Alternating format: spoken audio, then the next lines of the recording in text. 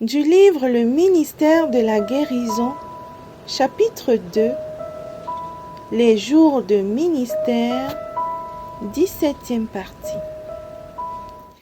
Quand tous eurent mangé, il resta de la nourriture en abondance.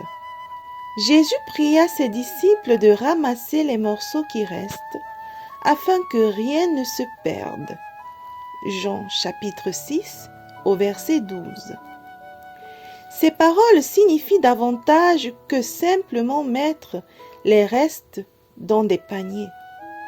Il y a là deux leçons. Rien ne doit se perdre.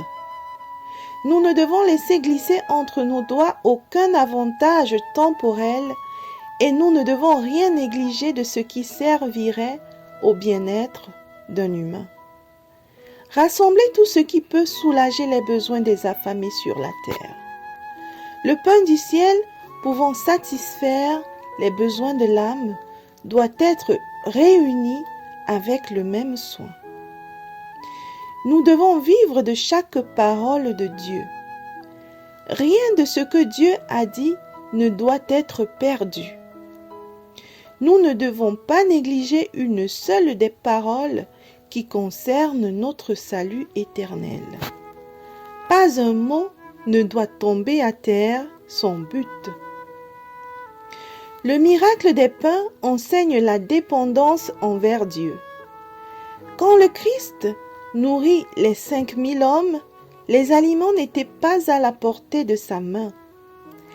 Il n'avait apparemment aucun moyen à sa disposition. Et il était là, dans le désert, avec 5000 hommes, sans compter les femmes et les enfants.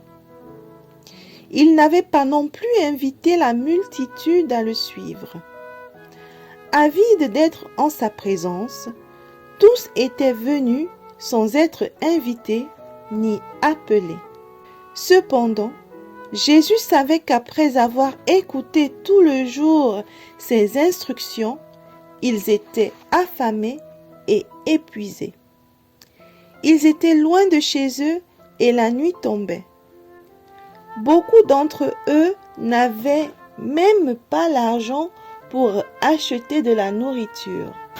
Celui qui, pour eux, avait jeûné pendant 40 jours dans le désert ne souffrirait pas qu'ils retournent chez eux à jeûne. La providence divine avait placé Jésus où il se trouvait. Il dépendait de son Père pour recevoir les moyens de soulager les besoins. Lorsque nous sommes dans une situation difficile, nous devons nous fier à Dieu. En toute situation critique, nous devons rechercher le secours auprès de celui qui dispose des ressources infinies.